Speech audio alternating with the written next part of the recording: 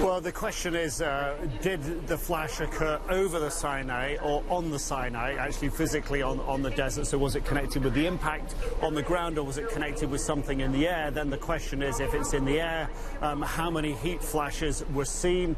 If there were two potential heat flashes seen, then this could be an indication of a missile being fired, being one flash and impact being another. That would be another point of analysis. But a heat flash doesn't have to mean that a missile was fired at the aircraft, and it doesn't have to mean that a bomb exploded on board the aircraft, although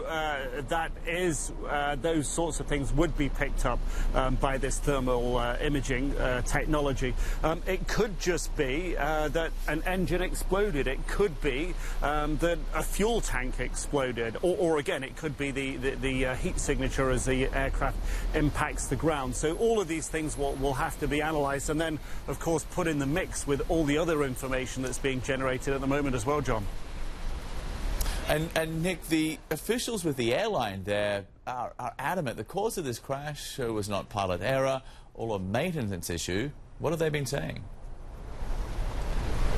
Yeah, they've even gone to the point of publicly releasing, so they don't have to do this, because obviously the Egyptian authorities are leading the investigation, but they've publicly released and uploaded to the internet the part of the flight log, the recent technical flight log of several of the recent flights. What they are saying is that this aircraft was completely sound. The executive from the airline is saying the only thing from their perspective that could have brought this aircraft down was a certain impact, mechanical or physical impact on the aircraft. This is how he explained it.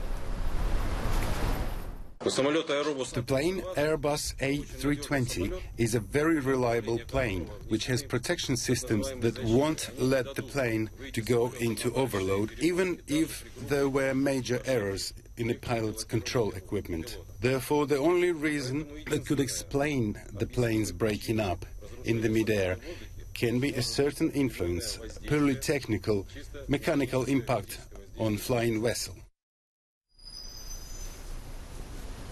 So from the airline's perspective, this couldn't have happened through pilot error. This couldn't have happened through some mechanical issue with the aircraft, that it has to be some impact, some external influence. It was originally translated as, but now translated as a certain impact on the aircraft, so that it doesn't really, at this stage, shed precise light on what may have happened, but it certainly does stake out very clearly the company's position. Nothing wrong with their aircraft.